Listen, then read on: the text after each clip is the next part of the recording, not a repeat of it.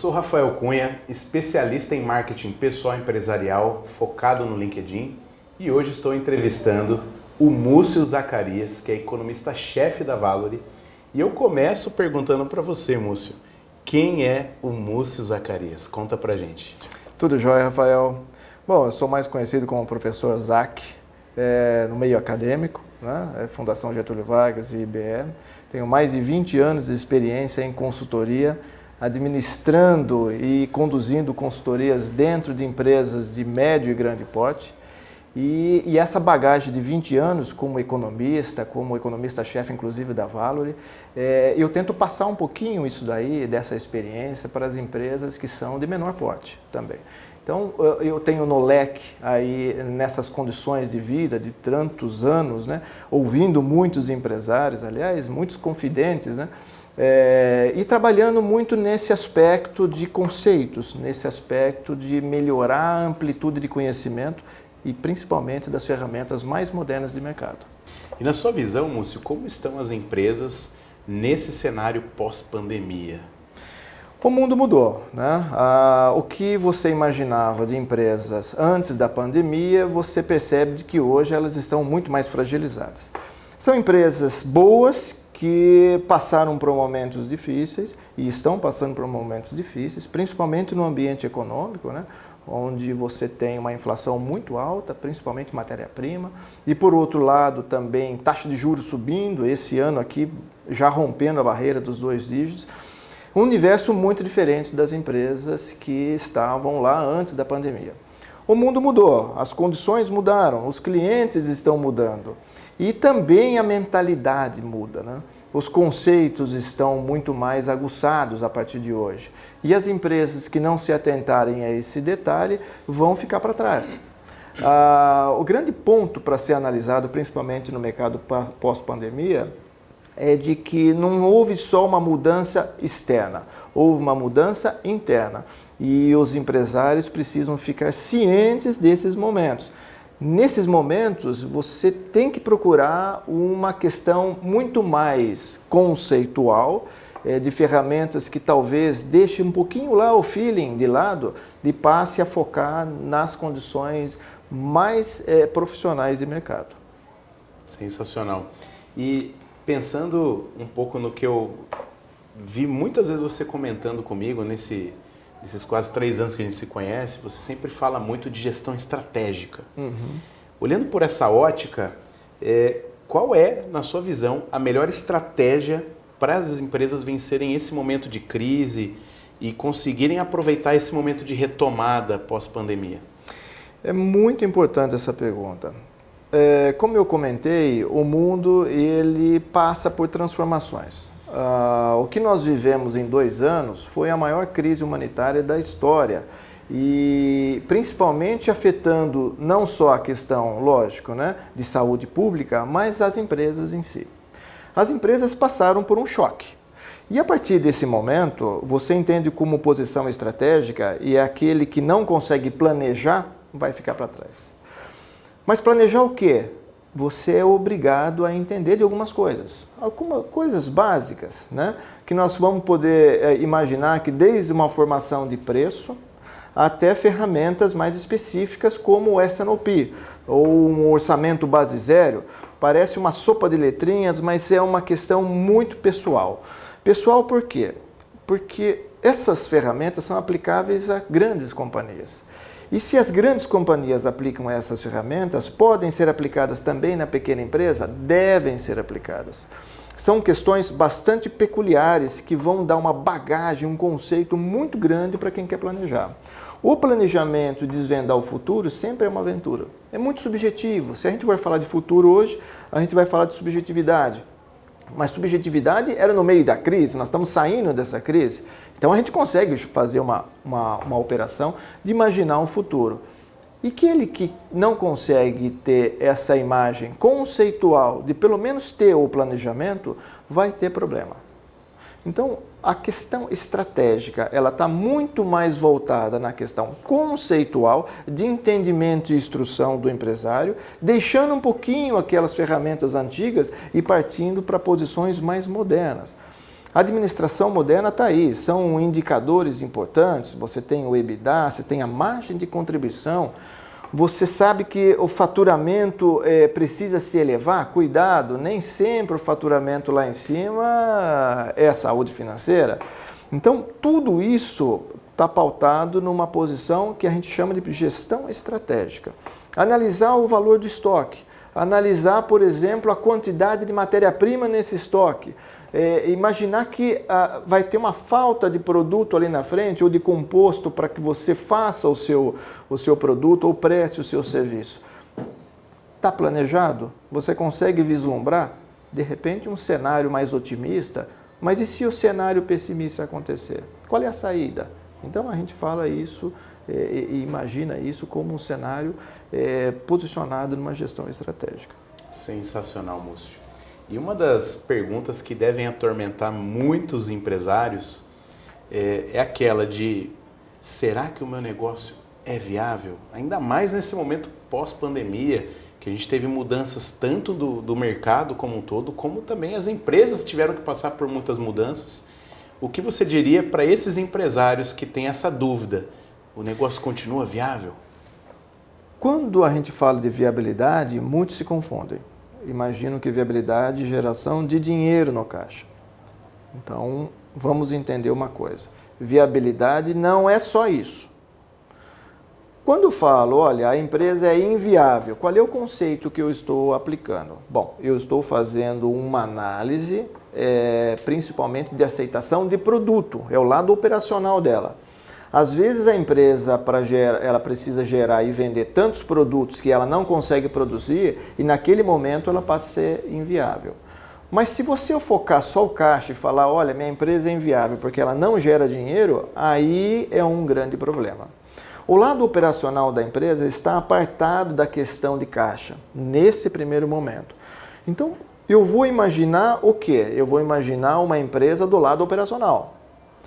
Se eu vou analisar a operação da empresa, o caixa ele é o resultante de uma administração de caixa, de uma administração financeira. E não é a operação. O negócio pode ser um excelente negócio, mas, infelizmente, mediante a questão de gestão financeira, econômica da empresa, ele não está gerando a contento, não está gerando dinheiro. Nós fazemos uma separação. Muitos empresários questionam dizendo o seguinte: a minha empresa é inviável porque eu estou colocando dinheiro do bolso para sustentá-la. Vamos fazer uma análise em cima disso, inclusive a questão de diagnóstico. Isso é muito importante, mas necessariamente nós não podemos afirmar que a empresa não gerando caixa, ela é inviável. Muita diferença existe entre esses dois conceitos. E na prática, lógico, né, nós precisamos fazer uma checagem de todo esse movimento, mas a priori, muito cuidado com a afirmação de inviabilidade por não geração de caixa. Eu passo uma questão muito prática para frente, né? Às vezes, quando a gente fala de caixa é dinheiro vivo, né? Muitas empresas se endividaram nesse período. O governo, inclusive, lançou várias linhas com garantias do próprio governo, do Tesouro Nacional, chamadas linhas com FGI e tal. Muitos empresários contraíram dívidas durante esse período. Se eu estou contraindo dívida, automaticamente eu tenho uma obrigação de pagamento que vai afetar o caixa, mas não tem nada a ver com a minha operação. Em outros momentos, eu percebo o seguinte, que quando você imagina só o caixa e vê que ele está estrangulado e coloca a culpa no negócio, é uma grande injustiça. Muitos fazem isso. Na verdade, é uma questão apenas de controle e de gestão. A posição que se tem, por exemplo, uma solução com alongamento para encaixar dentro do fluxo de caixa e que não tem nada a ver com a operação do negócio, é uma confusão que a grande parte dos empresários hoje, infelizmente, fazem. Mas existe solução para isso. O que eu vejo, tá? Principalmente para uma solução clara para esse problema, é a questão de análise de todas as variáveis que geram o equilíbrio para o negócio. O equilíbrio para o negócio pode ser medido pelo ponto de equilíbrio. né? Eu tenho um ponto de equilíbrio onde eu consigo analisar se o faturamento que eu estou tendo cobre todas as despesas ou os custos. Mas, por outro lado, eu posso analisar um ponto de equilíbrio econômico, que é retornando o capital do sócio. A partir daí, eu consigo perceber se toda aquela dívida que eu contraí dentro daquela manutenção do faturamento, se é suficiente. Às vezes a empresa pode estar sufocada com concentração de dívidas, ou concentração de pagamentos, ou comprou matéria-prima, ou está numa conta. Então é concentração de pagamentos. Isso aí chama-se tesouraria, é liquidez do negócio, não é operação do negócio. Para isso, nós temos uma ferramenta, que é uma ferramenta muito importante, chamada fluxo de caixa operacional líquido. Esse fluxo de caixa consegue medir e separar o que é a operação, fala, olha, a sua empresa no fluxo operacional ela está positiva. Só que do outro lado, no fluxo de financiamentos e investimentos, ela está negativa. Você consegue separar e exatamente instruir o empresário dizendo a sua empresa é viável. O que falta aqui é apenas mais uma questão de manutenção da administração financeira.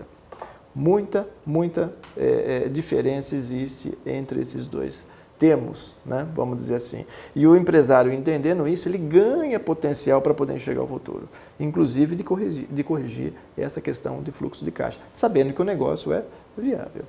Tocando nesse ponto dos pequenos e médios empresários, você que tem aí uma bagagem de mais de 20 anos ajudando empresas médias, grandes, nacionais, multinacionais, o que você diria sobre o que são ferramentas de uma administração moderna para essas empresas?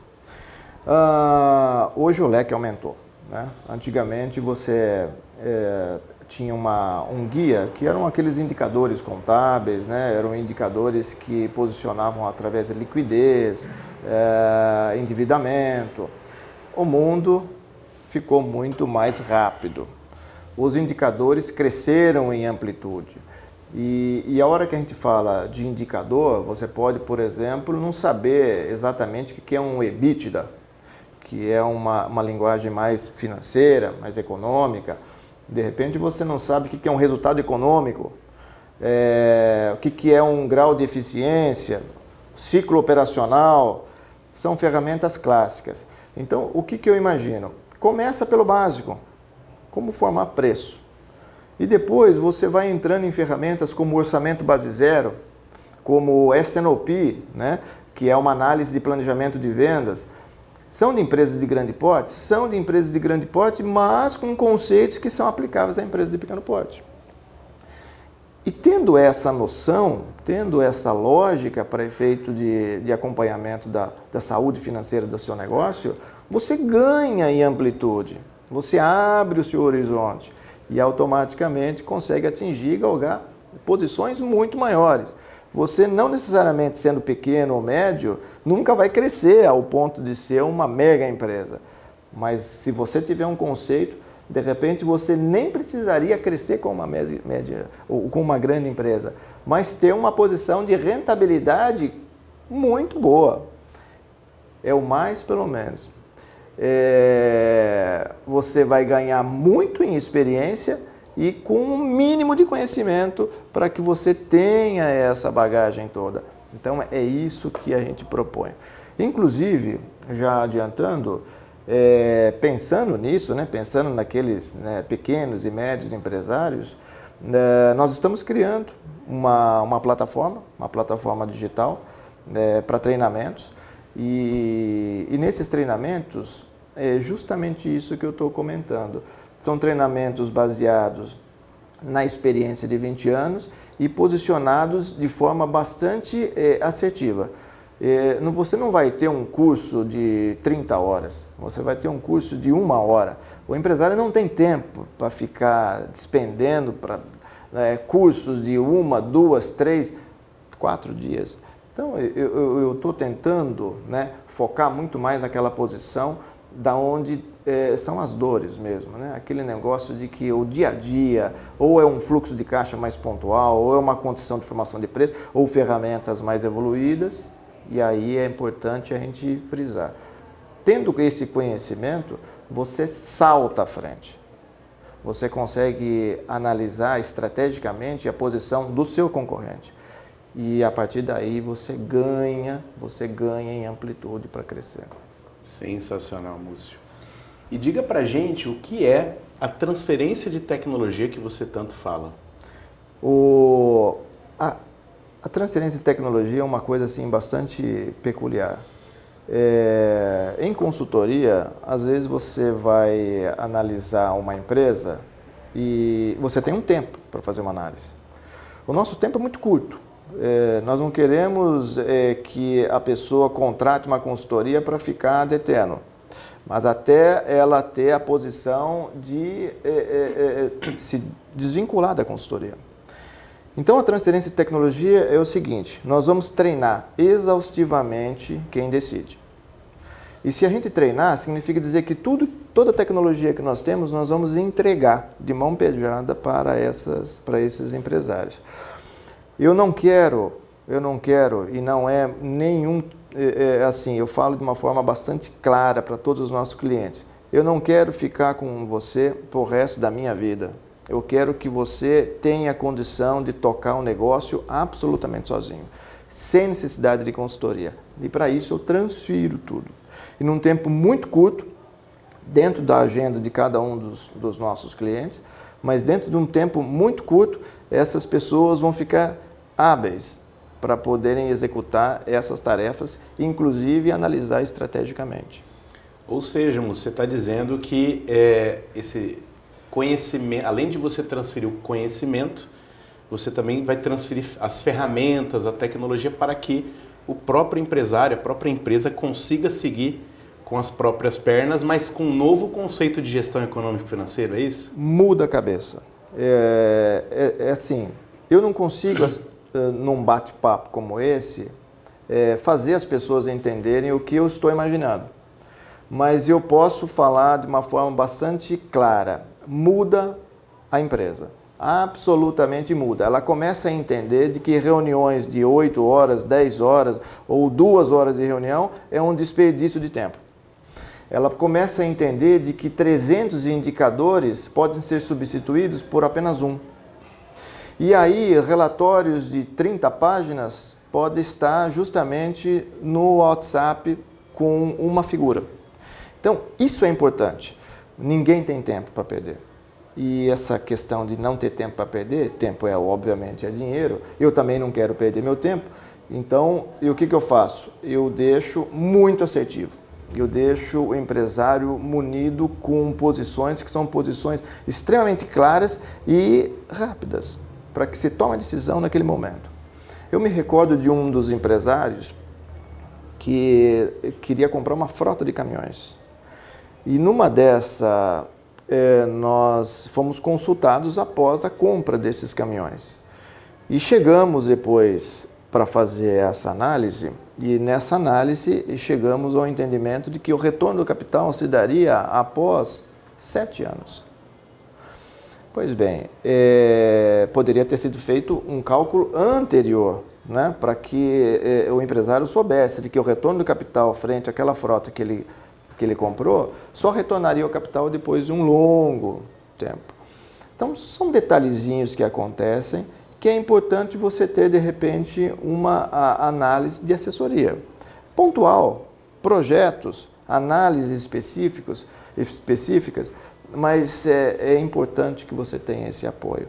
Aí você ganha tempo, você não faz nenhum tipo de negócio que é, teoricamente, comprometedor das finanças da empresa e sai à frente dos seus concorrentes, porque, sem dúvida nenhuma, tem mais conceito. Sensacional, Múcio. Aqui eu até estava masterizando aqui um pouco da sua fala e me veio em mente que esse tipo de conhecimento, esse know-how, essa transferência de tecnologia que você leva para esses empresários vai trazer como benefício, pelo que eu percebi, uma tomada de decisão rápida, simples e segura para o seu negócio, não é mesmo? E aí que é a mágica, porque ficar dormindo, pensando no problema e não tendo solução aparente e pelo feeling, pelo aquilo que ele já fez em anos anteriores, Lembrando que nós estamos saindo da pandemia. O mundo mudou. Uma variável importante, né? Muito importante. Tem que se levar em consideração todos os aspectos. Hoje a matéria-prima está mais cara, não tem tanta disposição, a escassez domina o mercado, a inflação galopante, juros subindo, crédito baixo. Tudo isso são condições novas. Tem a questão do medo ainda, né? Que tem o mercado, né? Sem dúvida nenhuma, sem dúvida nenhuma. O que vai acontecer daqui para frente, né? Além de tudo isso, ainda a gente tem uma questão essa é uma questão de política brasileira, questão fiscal, questão cambial também. Tudo isso aí remete a uma posição bem diferente do que ele tinha antes da pandemia. E agora? Bom, agora ele tem que se cuidar. Ele tem que se cuidar, porque ele não está mais naquela boa saúde que ele estava.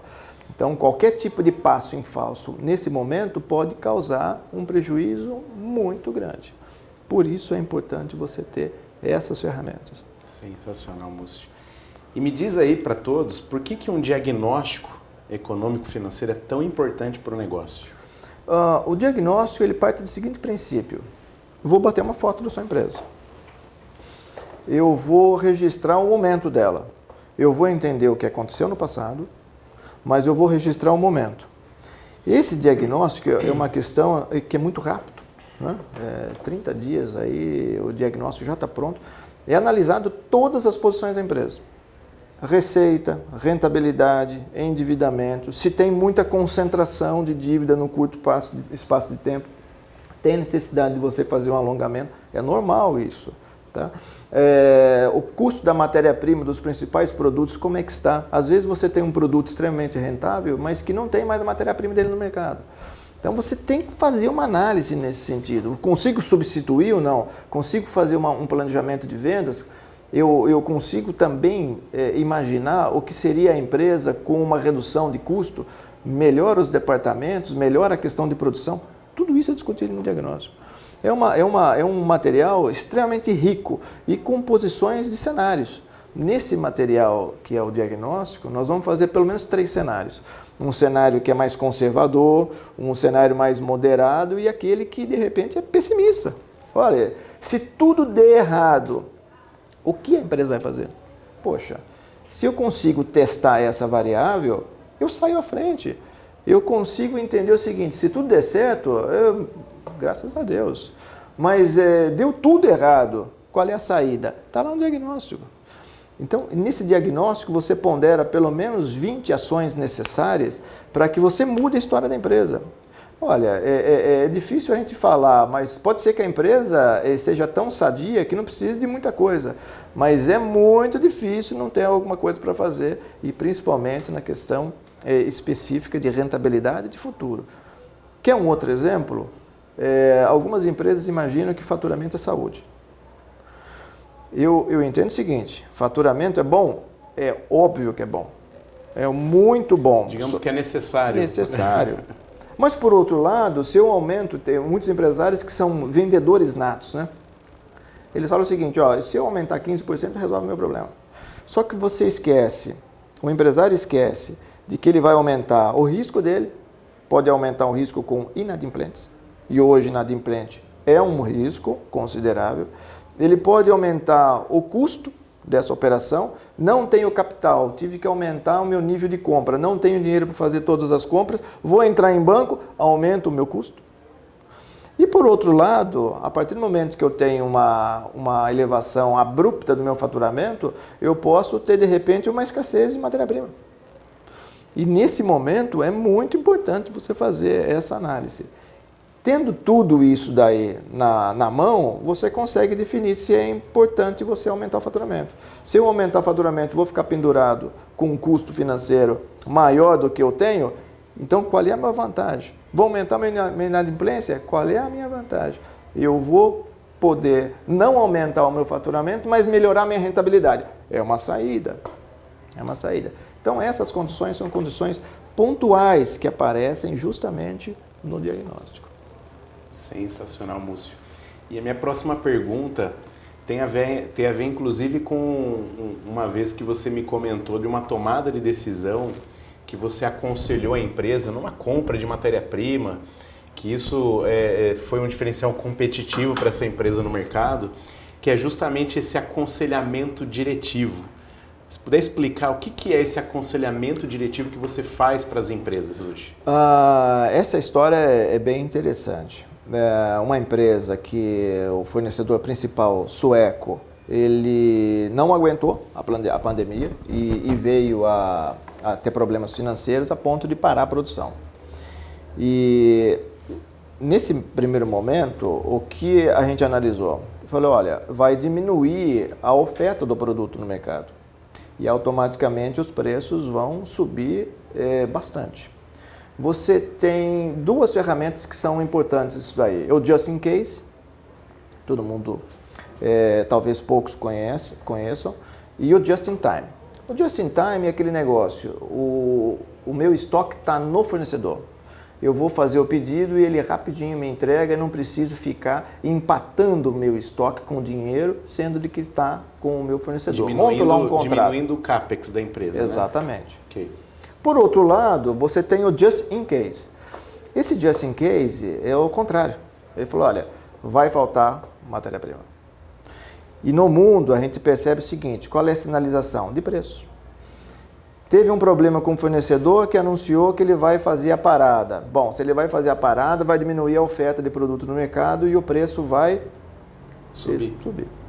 E a partir daí, você faz a seguinte conta. Falou, olha, eu consigo fazer compras estratégicas. Então, o que nós fizemos? Nós compramos 3 meses de estoque, que é o prazo da importação. Compramos 3 meses antes do aumento de preço. Fizemos um acordo com fornecedores, comprando esse excedente, e nós fizemos o Just in Case na empresa. A empresa começou a receber matéria-prima sem antes ter a posição de venda. Alguns poderiam estar falando, você está querendo quebrar a empresa fazendo um negócio desse. Pois bem, o preço subiu 78%, 3 meses depois, e a empresa saiu à frente com um custo muito mais enxuto e com matéria-prima. Porque o mercado, todo mundo ainda canalizando posições de compras, tendo em vista a falta de matéria-prima, posicionou justamente para que os preços subissem. E nós saímos à frente, compramos, no primeiro momento parecia loucura, e no segundo momento tivemos uma melhora de 78% na questão de preço de matéria-prima. Sensacional. Então, são posições estratégicas que aí é o conselho diretivo. Nós estamos juntos com o conselho. A empresa pode ter conselho, pequena empresa pode ter conselho, geralmente é o pai, o filho, a esposa, é um conselho. Precisa de ajuda? Nesses momentos precisa um pouco de ajuda. Ou seja, uma análise de tendência, uma análise de projeção permitiu uma tomada de decisão estratégica como essa e que representou um ganho competitivo exponencial. É isso, Múcio? E além de ser um ganho competitivo, saiu à frente.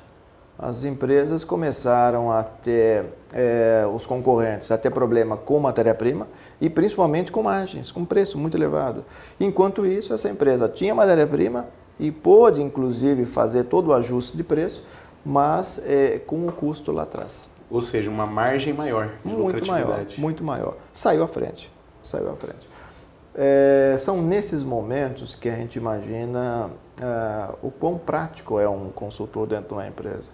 E a partir daí, o que a gente vê é que esses assuntos vão estar muito mais sendo discutidos agora, que é a hora da retomada. Eu vou retomar, mas eu estou com uma concentração de dívida, por exemplo. O que é sadio você ter de dívida? É uma pergunta interessante.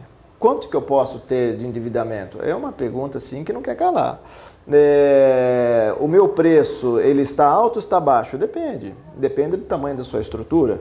A sua estrutura é do tamanho de uma empresa de grande porte? Eu até brinco, né? Você começa a sua vida empresarial com um vagão só. E a hora que você percebe, você está com mais de 10 vagões, carregando. E isso daí é um custo que o seu cliente, às vezes, não quer pagar. E se ele não quer pagar esse custo, significa dizer o quê? Que você está fora do mercado, a não ser que você faça alguma coisa. O diagnóstico apresenta esse lado. Sensacional, Múcio. Excelente. Então, hoje o aconselhamento diretivo, ele acaba sendo uma oportunidade muito importante, principalmente nesse caso de empresas familiares que têm às vezes um pouco de dificuldade de tomar uma decisão segura econômico-financeira, correto? Muitas boas empresas crescem muito a nível familiar, né? Empresas familiares, como você bem disse, crescem muito. Chega um momento de que as decisões são muito pesadas e envolvem muito capital. E nessa questão de envolver muito capital, significa dizer que o risco aumenta. E se eu vou ter um risco maior, implica também, por consequência, de que as decisões serão muito mais precisas. Eu tenho que detalhar a minha decisão, eu tenho que ter um amparo para ver se economicamente está sendo uma boa decisão. Eu posso ter um lado A da decisão, que é aquilo que eu estou enxergando, mas o lado B da decisão pode ser uma catástrofe para a empresa. Múcio, você comentou de uma plataforma de treinamentos e cursos para pequenos e médios empresários, onde você deve entregar todo esse know-how, né? Você consegue ali passar toda essa bagagem de 20 anos ajudando médias e grandes empresas, nacionais e multinacionais. Diz pra gente como que esse pessoal vai acessar essa plataforma. Bom, qual foi a ideia da plataforma? Numa dessas aulas, eu terminei a aula, fui até o café e um aluno apareceu e disse o seguinte: olha, essas contas que você faz aqui na pós-graduação, por que você não coloca isso daí em curso? Faz um curso online disso daí. Eu falei, fazer um curso online? Isso foi antes da pandemia, né? Eu falei, curso online? Eu falei, bom, é interessante essa história, hein? Você pega toda essa sua bagagem aí, todas essas contas malucas que você faz aí pra gente e coloca isso daí para ajudar os empresários. Eu criei a Trends daí, que é a educação corporativa. É uma empresa hoje pautada apenas no meio digital e para criação de cursos. Veja, eu estou criando isso agora. Então, eu estou gravando ainda os cursos, mas são pílulas, né? São aquelas posições de que se você tem dificuldade em alguma questão de ferramenta econômica, financeira, fluxo de caixa, formação de preço, análise de resultados, entendendo do que é um custo fixo, todo esse arcabouço que são básicos e depois podem ser com ferramentas mais evoluídas que sem dúvida nenhuma estarão nos cursos. Você vai acessar e vai perder 10 minutos. 10 minutos assistindo. Então, eu passo de uma forma bastante rápida aquela ferramenta que é posição moderna, não é aquela formação de preço. Formação de preço é uma questão, eu brinco sempre, né? Todas as perguntas, aliás, muitas perguntas são nessa linha aí de como formar preço. Eu lembro que quando eu era garoto, o meu avô tinha uma loja que vendia sapatos. E eu cheguei para o meu avô e falei o seguinte para ele, falei assim, como é que calcula o preço desse sapato? Ele falou, olha, presta atenção no que eu vou te falar. Eu pensei, né? Falei, ganhei o dia, né? Porque agora eu vou receber uma aula de quem tem maestria na formação de preço. Ele falou assim, pega a nota fiscal desse sapato. Fui lá, peguei a nota fiscal. Ele falou assim, agora você vai aprender um negócio que você nunca mais vai esquecer. Você multiplica agora por 4. Falei, multiplicar por 4? Fiz lá a conta, deu lá o X. Ele falou assim, esse daí é o preço. E isso nós estamos falando de 35 anos atrás. Minha nossa. Eu falei, esse aqui é o preço? Ele falou, sim, esse aí é o preço. Eu falei, mas cadê a formação de preço? Ele falou, mas é isso aí, a formação de preço. E aí depois, lógico, né, estudando, e você foi perceber que isso daí chama-se markup. Então, o markup hoje, você tem vários tipos de markups. Você tem o markup, que é aquele markup posição de formação de preço clássico, e você tem o markup, que é aquele que você atingiu o ponto de equilíbrio. Mas o que é isso? Muda a empresa? Muda a vida da empresa saber disso. É impressionante. Em 10 ou 15 minutos você assiste o vídeo, vou lançar em breve, não lancei ainda. Em 10 a 15 minutos eu conto essa história dentro de uma planilha. Então, assim, começa a planilha do zero, fala formação de preço. Eu vou escrevendo e faço todos esses cálculos e em 10 a 15 minutos você vai falar, o que é isso aí? Essa é uma formação de preço moderno hoje. Então, vou passar essa experiência pouco a pouco, né? Eu sou um só, mas a gente vai criando esses vídeos e esses vídeos vão estar lá na plataforma e você vai poder acessar tranquilamente, gratuitamente, inclusive. Pessoal, anotem aí, Trends é a plataforma do pequeno e médio empresário que deseja realmente se diferenciar pós-pandemia, hein? E falando de pós-pandemia, diga aí uma mensagem que você diria para os pequenos e médios empresários que desejam voltar a gerar caixa, voltar a serem competitivos e principalmente terem segurança para reinvestir nos seus negócios. Muitos empresários questionam dizendo, olha, o mercado não está para peixe. O mercado está complicado, a inflação, os juros do crédito, já não tem mais crédito também. Eu passo a seguinte mensagem. Antes de você analisar o meio externo, analisa o meio interno. Olha para dentro da empresa. De lá que vai sair a estratégia correta de você vencer essa crise. A crise é a mais avassaladora de todos os tempos. Não é brincadeira. Muitos empresários perderam liquidez quase que total nessa crise. Olhar só para fora e dizer o que não está bom é fácil, porque todo mundo está fazendo exatamente a mesma coisa. Fazer o trabalho contrário e olhar para dentro e ver, de repente, quais foram os erros cometidos e corrigir agora, esse é o momento de correção. Não é o momento de você reclamar do mercado, é o momento de você ter a correção interna. E é a partir daí que você começa a crescer. Caso contrário, você vai ser igual a muitos que só reclamam. O fato de reclamar é de cada um. Tá ruim? Tá ruim mesmo, sem dúvida nenhuma. Mas, por outro lado, se eu começar a olhar internamente, eu vou ver que tem muitas coisas para fazer. Tem muitos gaps para serem corrigidos, né? E as ferramentas estão aonde? Estão ao mercado. Ferramentas, por exemplo, como essa que eu comentei, que é o planejamento de vendas operacional, chamado S&OP. O OBZ, que é uma ferramenta clássica para você analisar os seus custos, né? O OBZ é muito importante para empresas de médio e grande porte. E para empresas de pequeno porte, é o próprio dono que vai lá e contrata ou descontrata. Se o próprio dono souber o que é o OBZ, ele vai fazer isso com maestria. E ele já começa certo. Ou seja, ele é um conceito que o pequeno e médio empreendedor consegue utilizar. Deve utilizar. Muita gente acha que ferramenta de grande empresa não deve ser aplicada, ou pelo menos imagina, né? Olha, não posso aplicar porque minha empresa é muito pequena. Não tem nada a ver uma coisa com a outra. Eles estão onde estão os grandes empresários porque automaticamente aplicaram essa posição.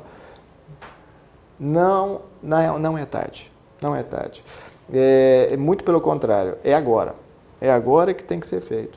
A partir de agora, o mercado começa a reagir um pouco mais. Nós estamos passando no primeiro trimestre ainda conturbado, mas vamos entrar no segundo, terceiro, quarto. As condições devem melhorar. Se prepare, se prepare. Olhe para dentro, faça a lição de casa e depois olhe para fora. Sem dúvida nenhuma, olhar para fora quer dizer o quê? Pare um pouquinho de olhar as notícias ruins e olhe para dentro, porque se reestruture e, sem dúvida nenhuma, pode depois olhar um fornecedor externo, um fornecedor interno e ter essa posição mais clara. Sensacional, Múcio. E essa foi a entrevista especial com o economista-chefe da Valori, Múcio Zacarias. Muito obrigado, Múcio. Eu que agradeço, Rafael. Um grande abraço. Valeu.